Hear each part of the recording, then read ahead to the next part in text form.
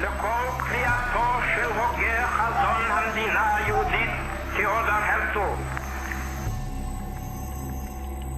והכריז על זכות העם היהודי לתקומה לאומית בארצו.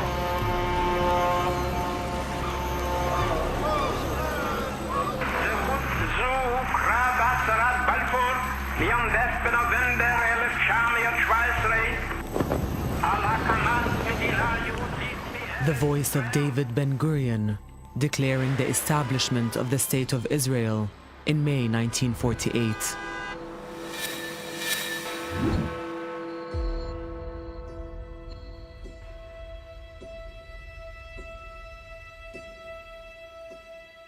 The Balfour Declaration was a letter sent by British Foreign Secretary Arthur Balfour to a member of the British House of Lords, Lord Rothschild, on the 2nd of November 1917.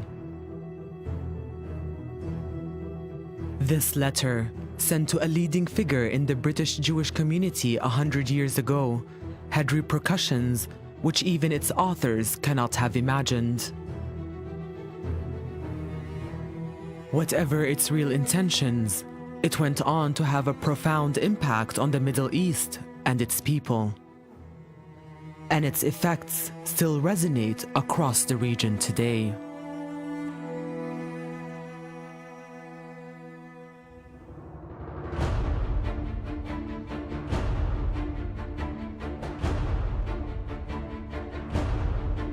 In 1914, these soldiers were fighting on the battlefields of Europe in the First World War. The Allies, Britain, France, and Russia fought the Central Powers of Germany, Austria-Hungary, and the Ottoman Empire for 4 years. But the land and sea war was not the only battleground. Muscle was also being flexed behind closed doors as Allies conspired how to redraw maps to their own advantage when the conflict eventually ceased. Sir Mark Sykes for the British and François-Georges Picot for the French plotted how to divide the Arab lands of the Ottoman Empire, assuming it would finally fall.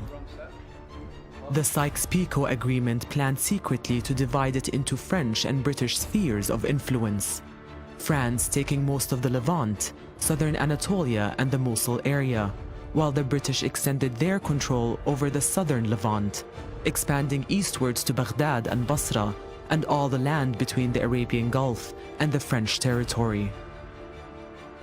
Historic Palestine, then still part of the Ottoman Empire, was a bone of contention and would be put under international administration.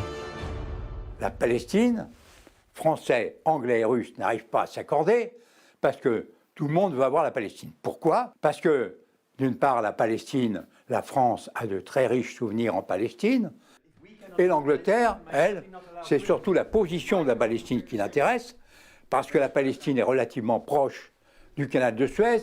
Le canal de Suez, c'est la voie qui mène à l'Empire des Indes. On décide de créer un régime international, d'internationaliser la Palestine. عندما وزعت نسخ الاتفاقية على المسؤولين البريطانيين الكبار وجدت معارضة وأثيرت حولها تحفظات كبيرة ولكن لم يكن هناك رغبة للتراجع. I think the British felt that there had not been enough government involvement in concluding the Sykes-Picot Agreement with the French.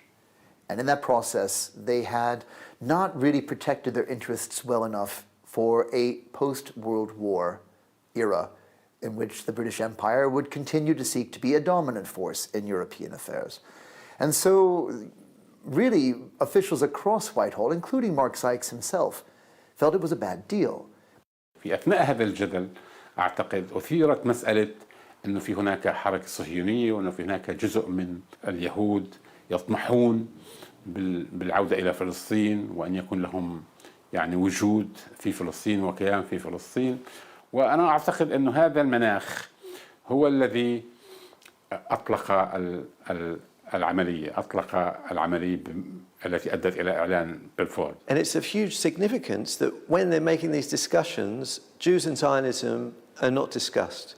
Jews were not to feature in the new cartography of the Middle East, which was to be based on the idea of the Arab nation. Zionism was the movement supporting the re-establishment of a Jewish homeland in the area it defined as the historic land of Israel. The movement was active in early 20th century London, especially because of the persecution of Jews in Russia and Eastern Europe. Theodor Herzl had founded the Zionist movement in the late 19th century, but Jewish people in Western Europe had not rushed to support it because they were integrating quite successfully into society. Zionists believed that all Jews should someday return to that country. One of the problems was that Palestine belonged to the Ottoman Empire, and the Ottoman Empire was not clear that it wanted massive Jewish immigration into Palestine. And the British government offered to let Jews move unimpeded in great numbers into Uganda if they wished. But in any event, it really didn't happen. And it didn't happen because a majority of Zionists felt that Herzl was selling them out, and that the only place for Jews to move back to, or at least conscious Zionist Jews to move back to, was Palestine. In this, I think, Britain began to look on the Zionist movement as a possible partner in justifying a renegotiations of their agreement with the French. You see, for Britain simply to claim territory against what they'd already concluded in an agreement with France could create diplomatic problems for the British. But if they were to make a claim to Palestine, not out of self-interest, but in order to advance a great historic ideal of the restoration of the Jewish people to their biblical homeland, that this could justify an adjustment of the terms of Sykes-Picot in a way that the French would accept. The British wanted somehow, and more increasingly, they felt that the Jews held the key to winning the war. And so they had to figure out how to bribe the Jews to support them. Sir Mark Sykes had succeeded in drawing the line he wanted from Acre in the west to Kirkuk in the east. But for some in government, this was not enough. The British were using the Jewish national movement to secure Palestine for themselves. This is when Chaim Weizmann is really going to find open ears on 10 Downing Street, in the Foreign Office, in the Colonial Office.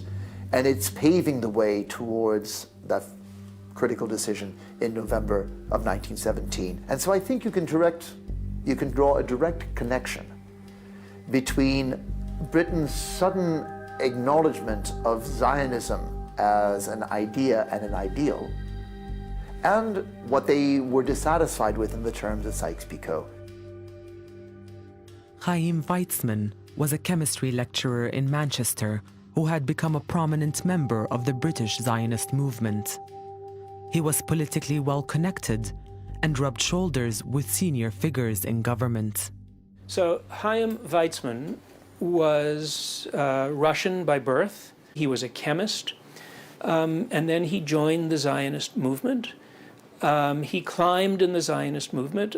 He moved to Great Britain before the war, well before the war, maybe 10 years before the war began. He was not, before the war, very well known in the English Zionist movement. He was pretty well known in the World Zionist Federation, but he was by no means the most visible Zionist when World War I began in Great Britain. Weizmann later wrote in his memoirs about having been introduced to a British government minister, Herbert Samuel. Samuel was Jewish, but Weizmann was apparently concerned that he might be anti-Zionist. However, Herbert Samuel turned out to be extremely receptive to Weizmann and went on to write an official memo in 1915, setting out a number of different possibilities for Palestine and the Jewish people. كان وزير الصحة هيلث مينستر هيك شيء يعني. فهو كان ما له علاقة يعني مفروض إنه ما له علاقة بالسياسة، بس هو كتب مذكرة عن فلسطين لما لقى إنه الظروف اللي طلعتها الحرب العالمية الأولى، لقى حاله إنه هو أول يهودي ذو يعني مركز موجود بالحكومة البريطانية. كتب مذكرة للحكومة إنه شو بده يصير بفلسطين بعد ما تنتهي الحرب، وحط عدة احتمالات. إحدى الاحتمالات إنها تصير دولة يهودية أو تصير تحت الحماية البريطانية فلسطين، أو تصير بطل يسميها دولة يهودية الكومنولث يعني كيان. But he didn't find willing ears in Whitehall or in the colonial office for schemes that involved the establishment of a Jewish state in Palestine. Britain was really concerned with two things by the time that the First World War had broken out. They wanted to win the war first and foremost. This was an imperative for the survival of Britain and its empire. And secondly, they wanted to ensure that coming out of the war victorious, that their empire would benefit from the victory. So at this stage, Chaim Weizmann's and Herbert Samuel's ideas about the rights of the Jews to resettle in Palestine did not find much sympathy in the corridors of power in London. A disappointed Weizmann wrote to a friend asking whether there wasn't at least a discussion to be had about what he called the chance for the Jewish people. I realize, of course, he went on, we cannot claim anything. We are much too atomized for it. What the debate did do, however, was to throw together Weizmann, the Russian Jewish immigrant searching for a homeland and refuge from persecution, with Herbert Samuel and Lord Rothschild, firm members of the British Jewish elite, established in society and part of the political and capitalist class. Zionism, for the most part, across all of the community was actually in the minority, but certainly most of all within the Jewish elite, because it threatened the notion of them as 100% committed members of British society. And this was complete anathema for somebody like Edwin Montagu, who becomes Secretary of State for India. For him, Zionism is his worst nightmare. The idea that Jews are not satisfied simply with being citizens of Britain or other countries around the world, but are always longing to go back to the land of Israel. For him, he wanted to demonstrate that the Jews of Britain were first and foremost British. It's important to remember that for people like Rothschild, Zionism had actually been a threat. You see, the elite in British Jewry had fought for generations to gain acceptance in British society. It was only with the arrival of Disraeli in the 19th century that Jews entered Parliament and could rise to become Prime Minister. And for people of high finance or banking interests, the real elite of the Jewish community in Britain, their struggle to demonstrate their place in British society meant that Zionism, with its claims that Jews were a people apart and should be a nationalist movement in their own right, were anathema.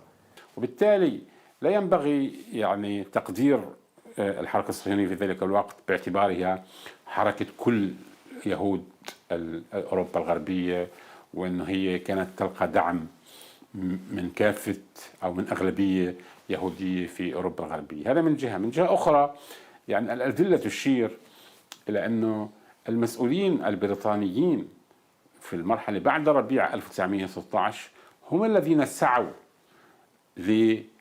للحديث مع مسؤولي الحركة الصهيونية وليس العكس. ויצמן הבין שמה שחשוב זה להבין לא מה האינטרס הציוני, אלא מה האינטרס הבריטי.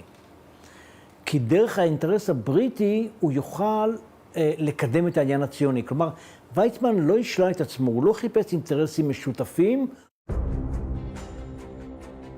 It's Weizmann that makes the difference, and I think he was probably unique in his ability to persuade leading British figures that the Jews were in fact, a vast subterranean influence, which they were not, that all Jews were Zionists, which was far from the truth, and that therefore the key to winning Jewish support was to offer them Palestine. Weizmann talked up the degree to which the Jewish community supported Zionism in order to get his message across to the government. But for the British, it seemed to be about self-interest, about winning the war. Recognizing Zionism would be closely linked to gaining global Jewish support for this objective on which it saw its future resting. So the British motives for supporting Zionism, really we can boil it down to two elements of British self-interest at that time. Not an emotional interest in Zionism or a love of Jews and the Jewish plight and a desire for a return of the Jews to the Holy Land. No, for very specific self-interest matters of policy.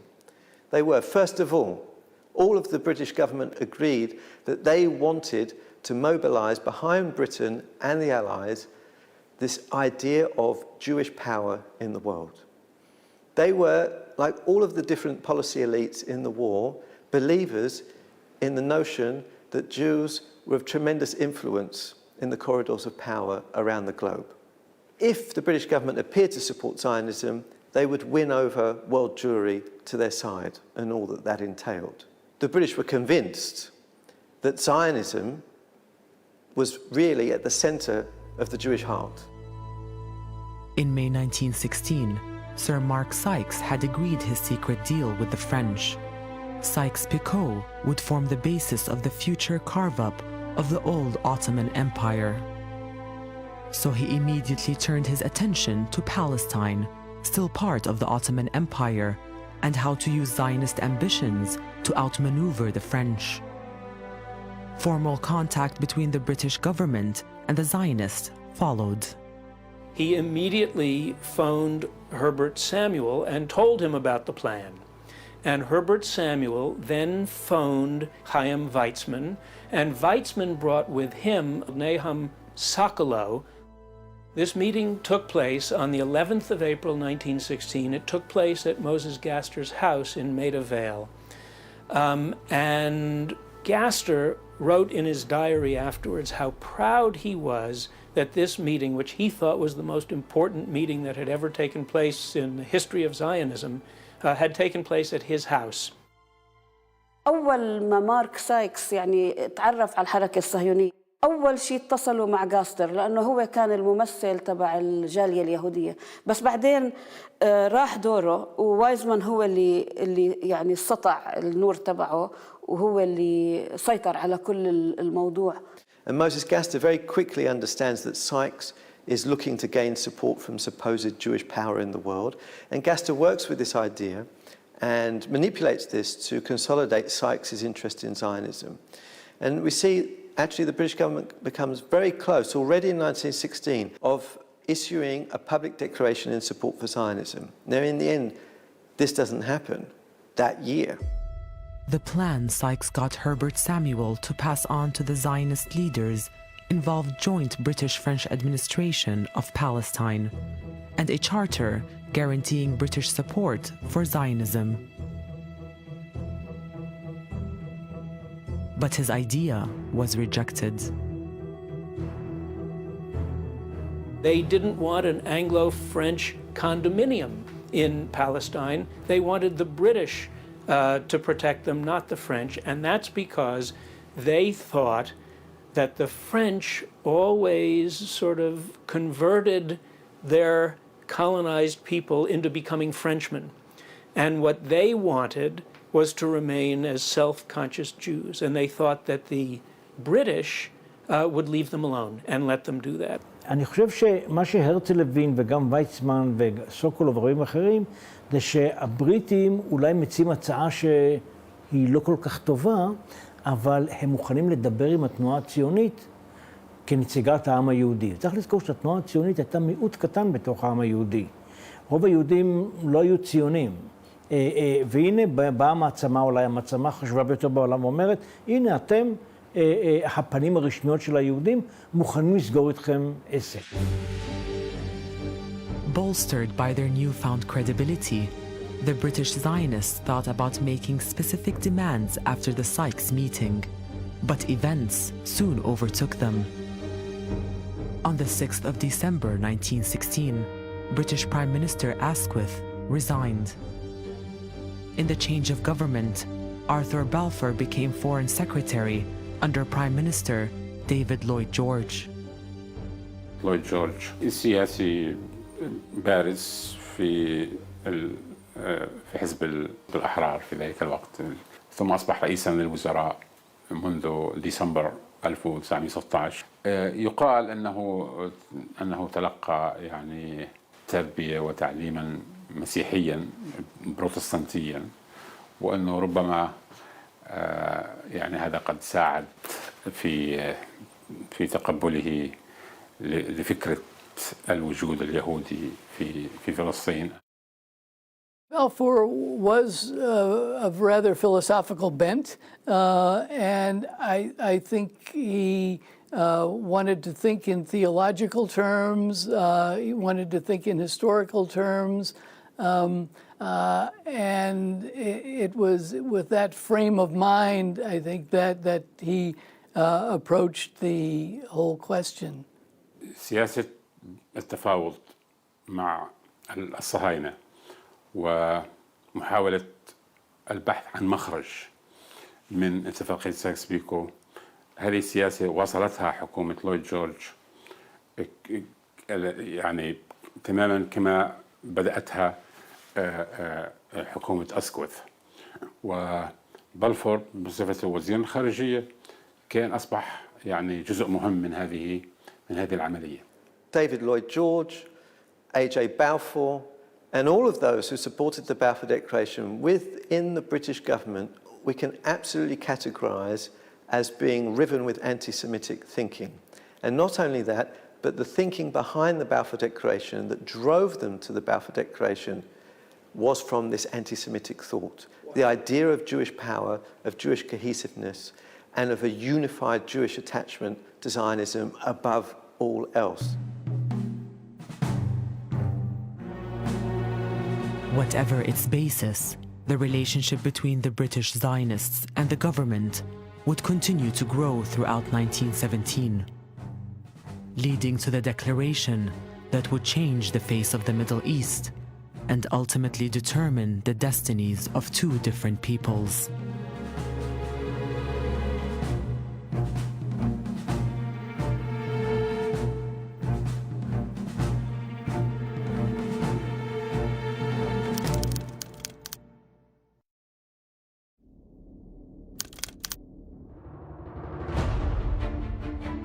The First World War pitted Britain, France, and Russia against Germany, Austria-Hungary, and the Ottoman Empire.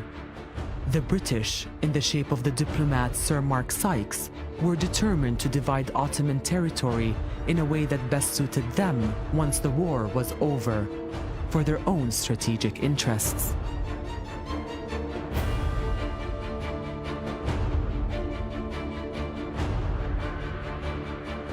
By 1917, the war was shifting in the Allies' favor, and in the Middle East, the British were moving through Sinai towards the borders of historic Palestine. Further north, the Russian Revolution in February 1917 cast doubt on Russia's continued involvement in the war. As Britain and France tried to outmaneuver one another, the British Zionist movement took on increasing political importance. Sykes wants to get back in touch with Zionists and think about how to incorporate Zionism in British planning for Palestine. And at this moment we see a hugely important meeting taking place in the home of Moses Gaster in Maida Vale in February of 1917. And this is the point in which Sykes meets for the first time Chaim Weizmann and Nachum Sokolov and other Zionists, in which it's discussed what the Zionists are looking for and the British interest in Zionism. So he had to bring the Zionists along without divulging what were the secret agreements that Britain and France had come to with regard to Palestine, which was that they would jointly administer parts of Palestine. At this meeting for the British government was Sykes and Herbert Samuel. He was there. On the other side, there were Weizmann and Sokolow, and there was Moses Gaster, and he brought a couple of his allies because he realized that Weizmann was beginning to push him out of the way. The other very important figure was James Rothschild, who attended this meeting. At the meeting, it became clear to Sykes that Weizmann, not Gaster, was the most important Zionist. This is also the moment where Moses Gaster is dislodged. Sykes' partner on the French side, Picot, hadn't liked Gaster. Gaster had been insistent that there should be a Jewish state and nothing less coming into being after the war. And Picot clearly wanted Zionists who were much more willing to compromise with the interests of the great powers. And Nachum Sokolov and Chaim Weizmann were certainly happy to fit that bill. The meetings between the Zionists and the government seemed to give momentum to the idea of British support for a Jewish homeland in Palestine and their potential role in its administration. But the secret Sykes-Picot agreement between Britain and France, which formed the basis of the future division of the Ottoman Empire, planned to put Palestine under international administration. Any change would have to be negotiated with France. Naim Sokolov emerged as the man to talk to the French. נחום סוקולוב היה דוקטור בהיסטוריה, יהודי שמקורו ברוסיה, שהיגר מערבה והתיישב בבריטניה. Sokolov became the acknowledged lead diplomat for Zionism. And all the accounts say that he had an extremely sort of elegant bearing and wore very fine clothing, and that his manners were polished and polite and smooth, silky smooth, so that he could talk on an equal basis with the representatives of the German Kaiser or the British government or whatever. So the day after the meeting between Sykes and the Zionist leaders, Sykes brought Sokolov to meet the French diplomat Picot. What Sykes wanted was for Sokolov to A, persuade Picot that Zionism must be taken seriously, that Zionism really was the key to winning the war, and that the Zionists would only help the Allies win the war if Britain was the main power in Palestine, not France. François-Georges Picot rédige une petite note qu'il remet officiellement à Sokolov que la France encourage ou encouragera. Elle est tout à fait d'accord avec la colonisation juive qui vous tient tant à cœur en Palestine. Et non seulement ça, mais en plus, les gens du Quai d'Orsay conseillent à Sokolov d'aller à Rome pour s'entendre avec le gouvernement italien. بتحريض من سايكس نفسه انه سوكولوف يروح ورتب له يعني انه يروح على فرنسا ويعملوا هذا الشيء كان خصوصي معمول علشان البريتش كابينت وبتعرف انه التصريح الفرنساوي طلع قبل وعد بلفور علشان بالكابينت الانجليزيه يقولوا انه اوريدي الفرنساويين طلعوا تصريح. It's hard to know how much influence Sykes ultimately had over British policy making. He was given more prominence in British policymaking around the Middle East during the war years than he ever deserved. He was a relatively ill-educated, inexperienced man whose only connection to the Ottoman world had been as a tourist. So for this man to be playing such a role in the halls of power over deciding British policy towards the Near East seems to us today to be anomalous, indeed ridiculous. Regardless of Sykes' role, things continued to progress for the Zionists, and in June 1917, British Foreign Secretary Arthur Balfour asked Chaim Weizmann to present his demands as a declaration and promised to try and persuade his government to adopt it. The leading Zionists formed a political committee and drafted their demands, and then submitted them to the British government. This original document was one of the first drafts written at the Imperial Hotel in London on the 17th of July, 1917. It also introduced a new term and concept, the national home of the Jewish people. So in the initial Zionist drafting of the declaration, there were protests amongst Zionist leaders to Nachum Sokolov that there's no mention of the terminology of a Jewish state, that instead they're talking about a national home, and said that this is a betrayal of what the Zionists are trying to achieve. And Sokolov's response was that we mustn't go too far. We have to take small steps. We have to go with what is acceptable to the British government at this time. And then slowly, we can advance our cause once we have this in hand. بالإضافة إلى أنه المصطلح نفسه مصطلح وطن قومي، يعني هذا ليس مصطلح، يعني في ذلك الوقت كان القانون الدولي يعني قد نضج إلى حد كبير، وكان يمكن أن تستخدم كلمة حكم ذاتي، يمكن أن تستخدم كلمة دولة مستقلة، وليس في القانون الدولي في مصطلح اسمه وطن قومي. يعني ما الذي يعنيه وطن قومي لليهود في فلسطين؟ On the 18th of September 1917, there was a meeting of the British War Cabinet, though Foreign Secretary Arthur Balfour was absent. The Secretary of State for India, Edwin Montagu, who was Jewish, strongly disagreed with the declaration. He was opposed to Zionism and said, "I deny that Palestine is today associated with the Jews, or properly be regarded as a fit place for them to live." Montagu thought a French declaration supporting Zionism in June 1917 was anti-Semitic and negotiated changes to the British version as it went through several drafts.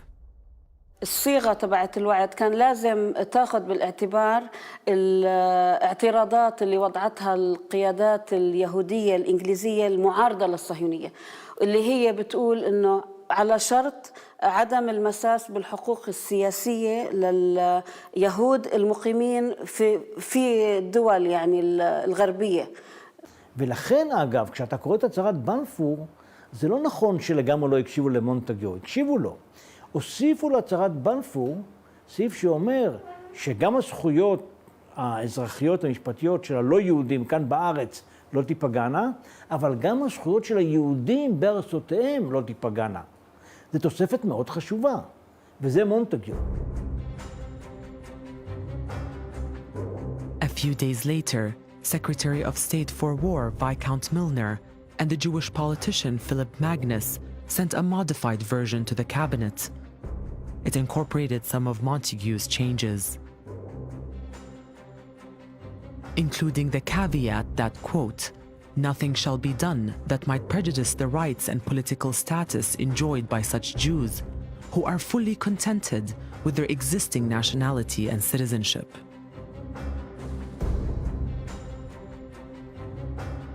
Drafting, especially by Lord Milner, that appeared by September, was closer to the language that would eventually be adopted in November of 1917, namely speaking not about Palestine as a whole, but some sort of presence in Palestine on behalf of the Jews, which is quite different. كانت كل كلمة بوعد بلفور إلها معنى. فالفرق إنك تقول the national home يعني التعريف الوطن القومي، غير عن إنك تقول a national home، وهم يعني تناقشوا فيها قبل ما يصدروا الوعد، تناقشوا فيها وقالوا إحنا ما عم نقول بدنا نعطي the national home، إحنا بدنا نعطي a national home، يعني وطن قومي يهودي في فلسطين. The committed Zionists wanted to ensure the declaration was clear that the whole of historic Palestine would be a national homeland exclusively for the Jewish people. The latest draft was sent to Chaim Weizmann, who in turn sent it to the Zionist movement in the United States for their feedback. There was some consultation during the summer of 1917 with the United States, and the early drafts that had the imprint of the Zionist elements in Britain would have referred to Palestine in its entirety as being for some sort of Jewish entity, and those elements eventually were modified before the drafting was finalized. Another key part of the terminology that emerged in part of the drafting was in some British redrafting, where instead of for the Jewish people, it was written the Jewish race. Now, eventually this was taken out, but I think it's very revealing that British officials wanted to use this kind of terminology, because after all, this was how they understood the Jews of the world, as being a racial group, one that wielded tremendous power and also could be inspired altogether as one unit behind the cause of Zionism supported by Britain and the Allies. It's striking that the existing Arab people in the region were not named at all. They're simply called the, quote, existing non-Jewish communities in Palestine. Les Juifs vont être qualifiés de peuple, c'est-à-dire que vous avez le droit des peuples à disposer d'eux-mêmes, tandis que les Arabes, ce sont des communautés non juives. On ne cite même pas le nom des Arabes, ce sont des non-juifs qui n'ont que des droits civils et religieux. Ils n'ont pas de droit politique, aucun droit politique. By October 1917, the final draft of the Balfour Declaration was ready, awaiting only British government final approval. There was a rumor that Germany was about to issue a similar declaration supporting the rights of the Jews in Palestine. When Balfour heard, he rushed to get his final draft discussed at the cabinet meeting on the 31st of October 1917. So when we think about the centenary of the Balfour Declaration, everyone considers 2nd of November 1917 as the moment of the declaration itself. But it was actually agreed to by the British cabinet on the 31st of October. And this was a hugely significant meeting. And in the minutes of that meeting, Balfour reiterates the principal reasons for supporting Zionism and highlights its expected propaganda effects amongst Jews around the world, particularly in the United States and in Russia. The argument was put forward most strongly by Lord Balfour at the meeting of October 31st. And what he argued was that issuing this declaration would be extremely helpful for the British in solidifying the support of the United States and also in countering propaganda from Germany. The critical thing to remember about British diplomatic pronouncements is that what one individual says does not represent the views of the government as a whole. And you will find many different points of view among British officials in the years 1917, 1918, and right into the early years of the Mandate. But the British were very clear that they had not promised statehood to the Zionist movement. They had no interest in doing so. The British did not support Jewish nationalism. They did not support Arab nationalism. They supported British imperialism. But this is also the meeting where Lord Curzon, who was a member of the War Cabinet, disquiet about the possible effects of supporting Zionism on the Palestinian Arab population and the Palestinian opposition, is completely disregarded. Lord Curzon wrote a paper to the cabinet asking what was, quote, to become of the people of this country. There were over 500,000 Syrian Arabs, a mixed community with Arab, Hebrew, Canaanite, Greek, Egyptian, and possibly Crusaders' blood. They and their forefathers have occupied the country for the best part of 1,500 years. They own the soil. They profess the Mohammedan faith. They will not be content either to be expropriated for Jewish immigrants or to act merely as hewers of wood and drawers of water to the latter. But his prescient remarks fell on deaf ears.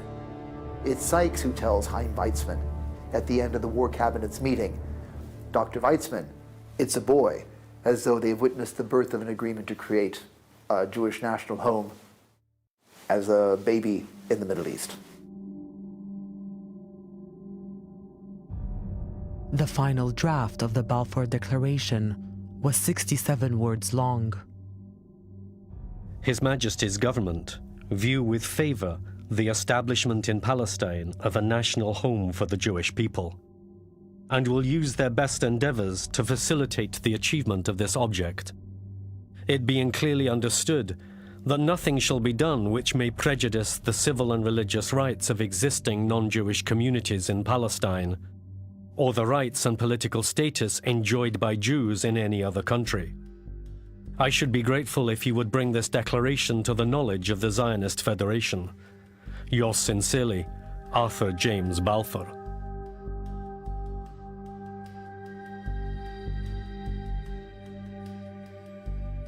Well, in terms of international law, it really has very little standing. In international law, treaties between nations have significance, but governments often issue policy statements, statements of intention about what they plan to do, and those really don't have any standing as a matter of law. For Britain, this was, I suppose you would say, a statement of its intention as to what it would do if it were to take over Palestine, which of course it had not yet done as of November 1917. אז קודם כל לא הייתה הכרזה, כי לא הייתה הצהרה. היה מכתב שהנוסח שלו סוכם בממשלת בריטניה, לשכת שר החוץ הדפיסה אותו, וכעבור יומיים שלושה שר החוץ חתם עליו ושלח אותו לאחד רוטשילד, שהיה אפילו לא היה ציוני. 2 years after the declaration, a church leader in Jerusalem wrote to British Prime Minister Lloyd George about Jews in Palestine trying to control holy sites. Lloyd George's office had said that Chaim Weizmann didn't want to do anything affecting the rights of Arabs. It said he simply wanted to be involved in a council to help provide refuge to Jews fleeing Russia and Eastern Europe. This exchange suggested that Britain felt it had not promised a Jewish state, but simply a place for them to live alongside Arabs.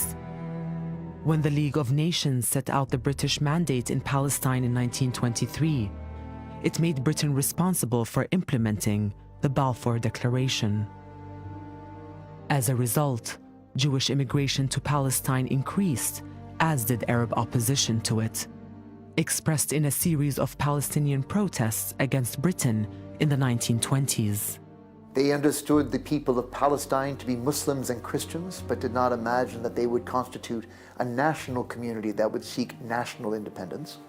And after the war, very quickly when it becomes clear that Palestinian Arab nationalists are mobilizing against Zionism, the British government are quick to see a major problem.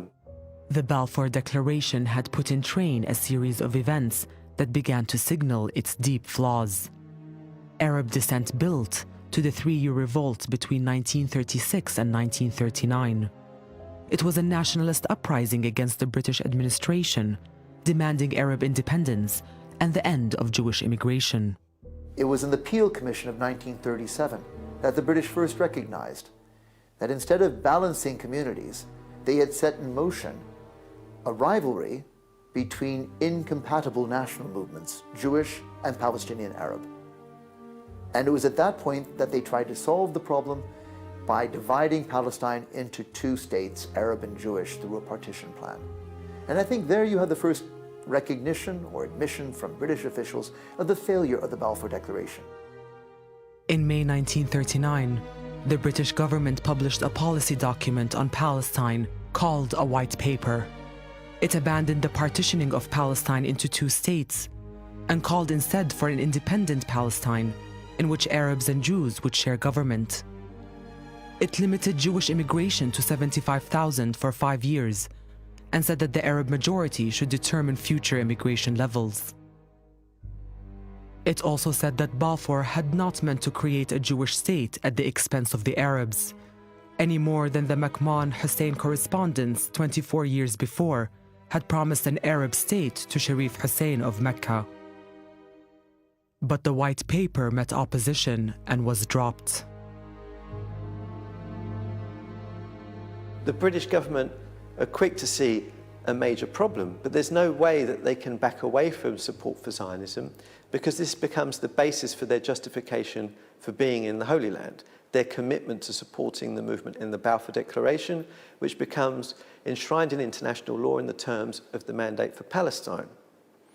So the British are stuck with Zionism. They didn't believe that Zionists wanted independent Jewish statehood. And after the war, it became very clear that actually the vast majority of Zionists didn't only want statehood, they expected it.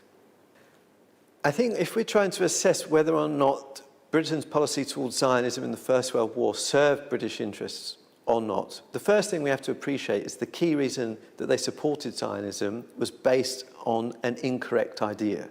They believed that they could mobilize something that they saw as Jewish power around the world behind the Allied cause. So first of all, that was entirely wrong and didn't happen, because this idea of Jewish power is fake, is false. In September 1939, German expansionism led to the Second World War. Over 60 million people died, including between 5 and 6 million Jews, the majority in Nazi concentration camps.